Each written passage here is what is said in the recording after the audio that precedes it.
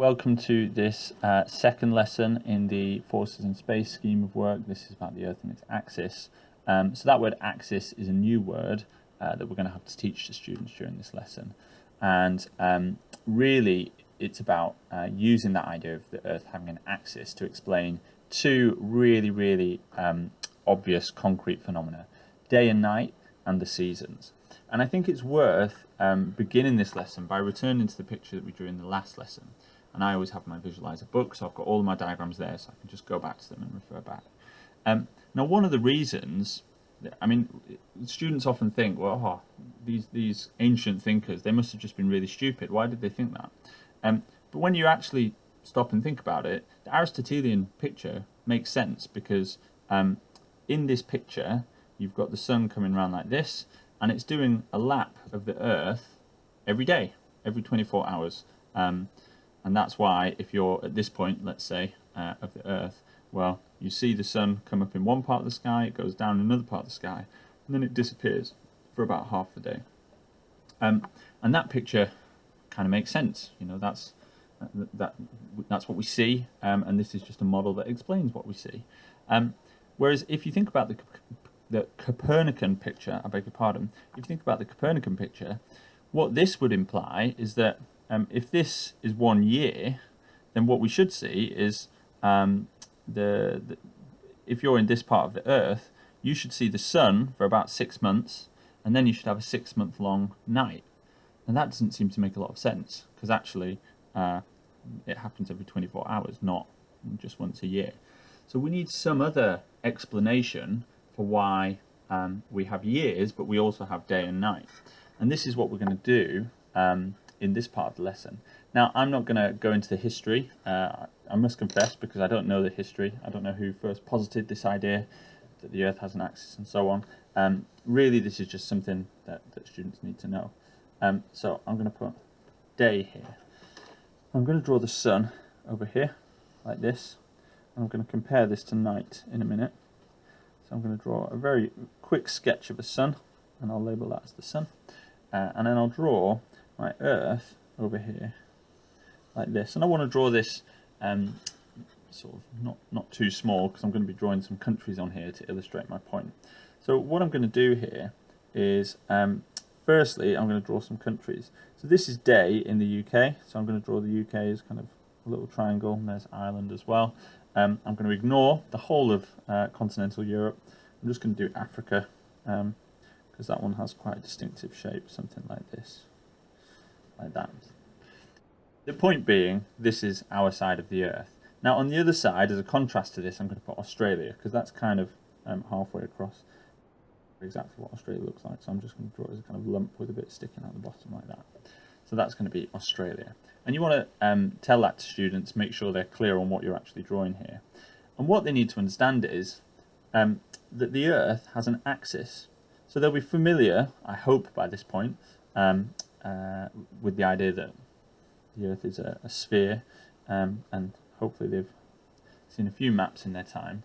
What they might not be familiar with is the idea that the Earth has this axis. So I'm going to label that axis, and I might get them to repeat that word back to me, because it's a bit of an unusual word. And what they need to understand is that the Earth is rotating about this axis. Now again, what I want them to be able to do by the end of this lesson is write about this. I want them to be able to put this into their own words. So I'm just going to draw diagrams that hopefully illustrate what's going on, and I'm going to explain it as I go. So I'm going to say, well, what's happening here is that every 24 hours, the Earth is doing a complete rotation around its axis. So during the day, what we experience is the day. That's when our part of the Earth, here in the UK, is on the side that's facing the sun. So we have daytime. So then I can contrast this with the nighttime. And what I want to do here is show the exact same scenario, in that we've got the sun, we've got the Earth, it's a similar size. I'm going to draw that axis here like this. Here's the Earth's axis. But this time I'm going to show that actually the Earth now is on this side, facing the other way to the sun.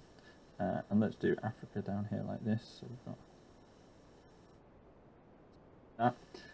So the point is that everything on this side of the Earth, so the UK, Europe, Africa, whatever, that is all facing away from the sun. But Australia this time, so I'll draw this down here, that is on the side that's facing the sun. Therefore, when it's nighttime in the UK, it's going to be daytime in Australia. And it's worth emphasizing that this rotation keeps happening all the time. So the Earth is constantly spinning as it makes its way around the sun. And I suppose what's important here is that you remind students that this happens every 24 hours. You may wish to write that down, like we did up here. We wrote 1 orbit equals a year. So you might want to write down 1 rotation equals 24 hours. Or you might just want to tell them and ask them to remember that as part of the independent task. So that's explaining day and night. What I'm going to do next is try to explain the seasons. Now this is a little bit more complicated, but hopefully it shouldn't present too many challenges. So the first thing that I would do here is draw the sun. And I'm going to draw that in the middle of my page this time, rather than on the right hand side as I did before. So I can label that as the sun. And this time I'm going to draw the Earth here. And what I want to do is describe to students what I'm drawing here, which is that actually what I'm trying to show here is the way that Earth goes all the way around the sun. And remembering this time that that orbit takes 1 year. So I would trace this and I would show them that what this is showing is the complete path of the sun over the course of 1 year. We're not talking about day and night now, we're talking about 1 year. And that's one thing that students find difficult, is it's going around the sun and it's rotating around on the axis. And this is the picture that we need to give them. So this is what's happening over 1 year.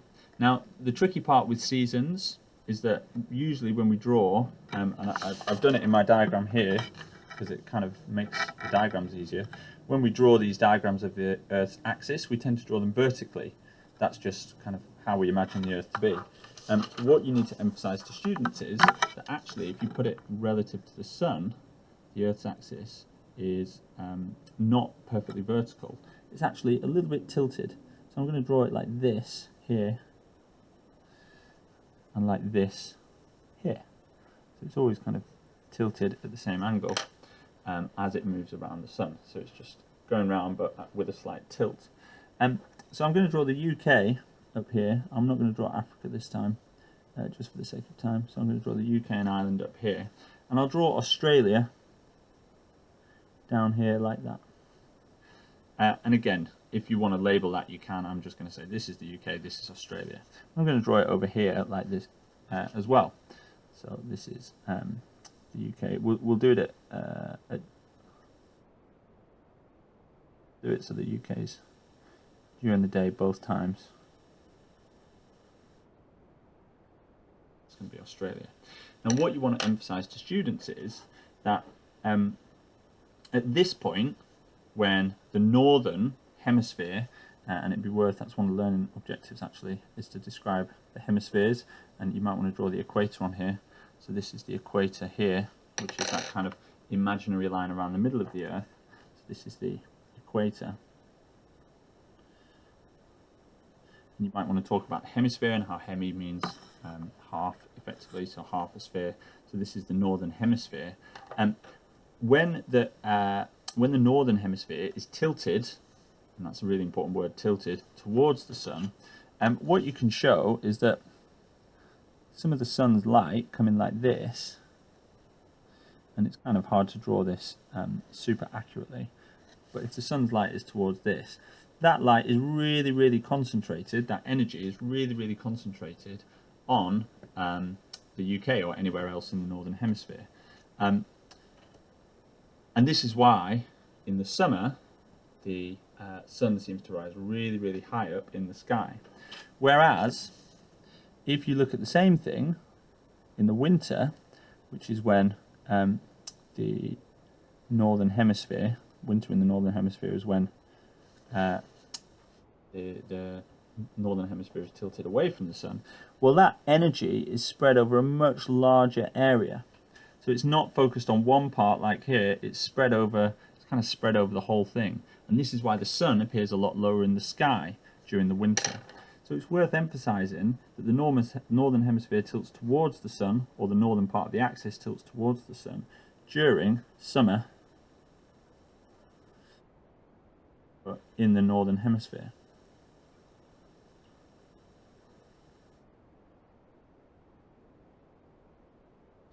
And then I'm not going to write northern hemisphere again, but when the northern hemisphere is tilted away from the sun, as you can see here, well, this would be winter in the northern hemisphere. Now, I think the extension question in the task at the end is to think about, well, why is it that Australians, for them, Christmas time, which is an event they celebrate in Australia, as many of us do here, that's a time when you have barbecues. That's right in the middle of the summer. And you might want to go into this, or you might just want to leave that for students who are curious as an extension. But the point is, when it's summer in the northern hemisphere, because the northern hemisphere is tilting towards the sun, well, that means it must be winter in the southern hemisphere, where Australia is, because the sun's energy is spread out over a larger area, and vice versa. So when the southern hemisphere tilts towards the sun's energy is spread out over a much smaller area. It's more concentrated, therefore it's summer. But I don't think we want to get into that because there's quite a lot there already. But they're the two diagrams I would draw, describing day and night, describing the seasons, and really the key idea here is that the Earth has this axis, and that can explain some of those very everyday observations. In the next lesson, we will talk about cosmology.